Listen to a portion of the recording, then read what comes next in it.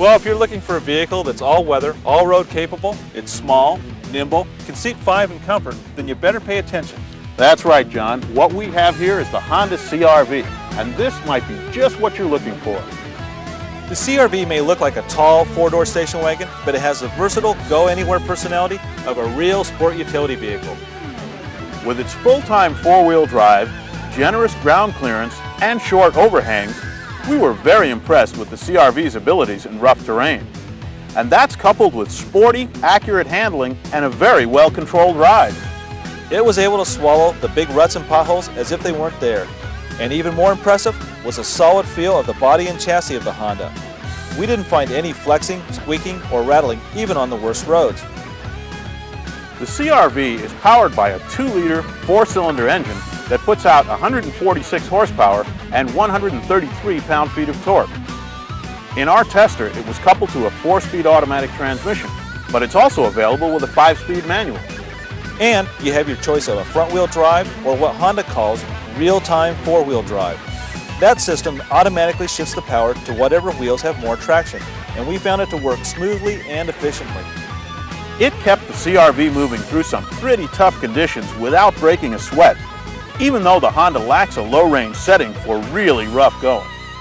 With the automatic transmission, we thought the power was adequate, but our first choice would definitely be the manual. It would make the most out of the power available. Our tester averaged just about 20 miles per gallon in our driving, and undoubtedly we could have improved on that with the 5-speed. More importantly though, the already good fun factor would have jumped up a few more notches too. Our well-equipped 4-wheel drive EX model CR-V has a base price of $21,250 and an as-tested price of $22,068. A pretty good value in our books. The low beams on the CR-V had a nice wide pattern with a good sharp cutoff, and the high beams shot well down the road, making it easy to drive at night. Here's something unusual to find in a modern vehicle: space in the engine compartment so you can work on things. One of the nice features was the multitude of adjustments on the driver's seat. It meant that even I could get comfortable in here. I really like the high seating position combined with the low belt line of the windows. It gives you a good commanding view of the road, and it makes it easy to maneuver in tight spaces. I like the position of the ignition switch. It was good line of sight, and at night it had a time delay light around it, which meant it was easy to find. For a fairly compact vehicle, we were impressed with the room in the rear seat, the front seat, and the cargo area.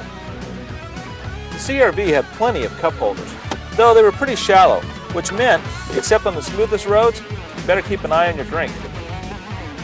Almost anywhere you look in the interior of the CR-V, you're going to find plenty of storage space for your stuff. One of the things that I appreciated was the fact that with the key in the ignition, you couldn't lock the vehicle. However, once you were inside, you could. It's always nice to find a 12-volt outlet in the cargo area. It's easy to power your accessories when you're back here. One of the few things that I think Honda missed on was adding a tether or a place to put the gas cap, because if you're like most of us, you're probably going to leave one of these behind at a fuel stop.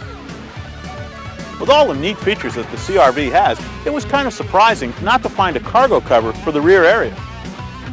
Another example of Honda's thoughtfulness in the CR-V is instead of having a standard cardboard storage cover, they actually made it a picnic table.